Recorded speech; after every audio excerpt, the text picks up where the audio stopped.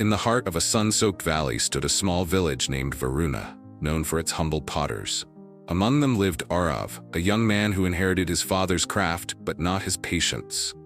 Every morning, Arav would sit before his wheel, shaping lumps of clay into pots, bowls, and jars. Yet his hands were restless. He wanted perfection, but he wanted it fast. Whenever a pot cracked or leaned slightly, he would frown, throw the clay aside, and mutter, "I'll never be as good as my father." His father, Master Devin, was calm like the morning breeze. He would smile and say, "The clay listens, Arav, but only to those who listen first." Arav never quite understood those words. One summer day, a merchant from the city came to the village, praising Devin's pottery.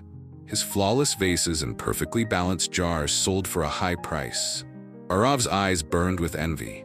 He decided he would prove himself by making a masterpiece overnight, a pot so perfect that even the city men would bow to him. He sat by his wheel late into the night. The lamp flickered and sweat dripped down his brow as he shaped the clay again and again. Each time he rushed, the form would collapse or crack. Frustration built within him. "This clay is weak," he shouted. He slammed the half-formed pot against the ground. The sound echoed through the quiet night. From the doorway, his father's calm voice said, "The clay isn't weak, my son. It only mirrors your hands." The next morning, Devin took Arav to the riverbank. The old man knelt beside the flowing water and began kneading a lump of clay, slow and steady. "Watch closely," he said. He pressed, folded, and softened the earth, letting water seep through his fingers. The clay became smooth and pliable. "Before the clay can be shaped," Devin explained, "it must be broken down over and over. It must endure pressure and time to gain strength. You see, Arav, the clay must surrender before it can stand." He handed the clay to Arav. "Try again." Arav returned to his wheel.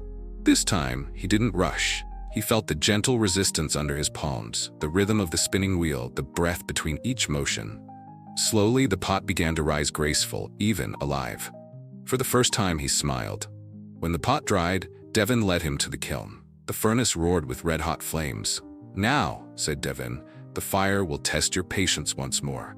Arav watched as his newly shaped pot entered the fire. Minutes passed, then hours. The heat was unbearable, and he could hear faint cracks forming. Panic rose within him. "It's breaking," he cried. Devin shook his head. "It's becoming."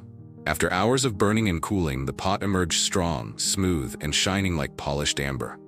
Arav ran his fingers along the surface, unable to believe it. His father smiled. "You see, my son, the clay became beautiful, not despite the fire, but because of it." Years later, after his father passed away, Arav became known across the valley as the master potter of Varuna.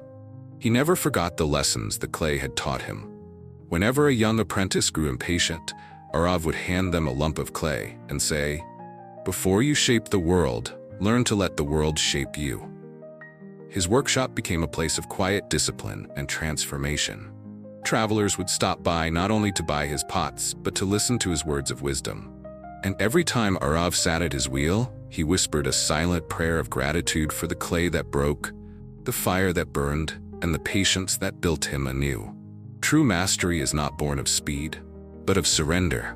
The pressures and fires of life do not destroy us, they refine us.